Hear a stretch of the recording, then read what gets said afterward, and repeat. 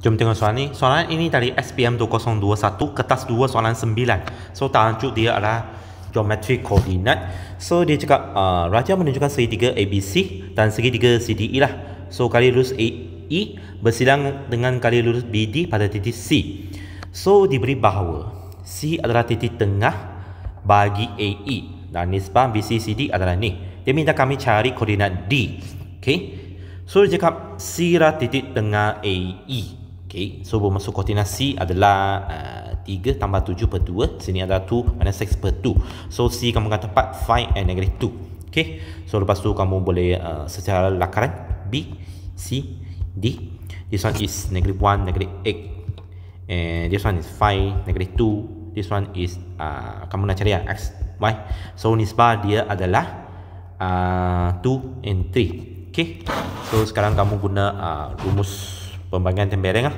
So 2x plus 3 negative 1 per 2 plus 3 equal to 5. So this one x you will get 14.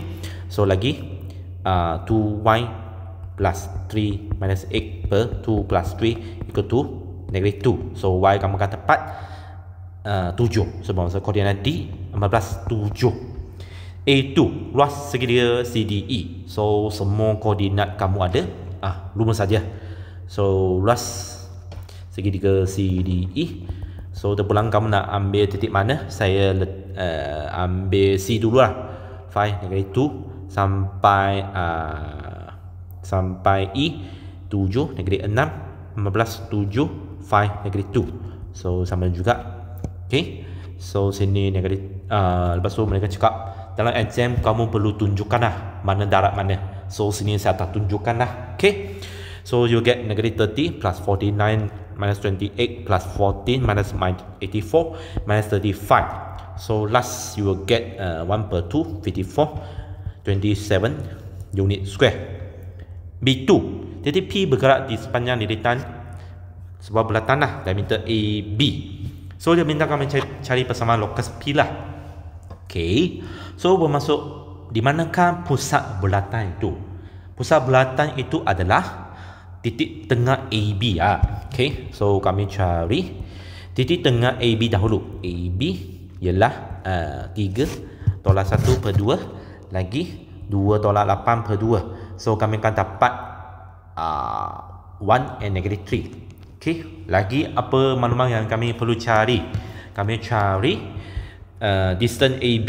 So distance AB 3 tambah 1 square tambah 2 8 sini square. So sini kami akan dapat square root of 116. Tapi ini bukan jejari bagi bulatan. Ini adalah diameter bulatan. So bermaksud jejari bulatan atau kami jejari lokus lah sama dengan 1 per 2 per square root 6 116. So ini kamu dapat square root of 29. Sini kamu jangan letak perpuluhan lah. Biarkan macam tu saja. So sekarang kami mau buat lokus lah. So bermaksud saya mau tulis mana lah. Saya padam bawah sini lah. Okay. So bermaksud square root of x tolak 1 square tambah y tambah 3 square sama dengan square root 29. So apabila kamu kuasa duakan kedua-dua belah, itu square root akan hilang lah. So x square plus y square minus 2x minus plus 6y. Sini plus 9 sama dengan 29. So bermaksud x square minus y square minus 2x minus plus 6y minus 19 equal to 0. B2 seterusnya dia suruh kami tentukan sama ada lokus P melalui titik C. Ini bahasa dia teruk. Tak ada bahasa. Saya guna merah.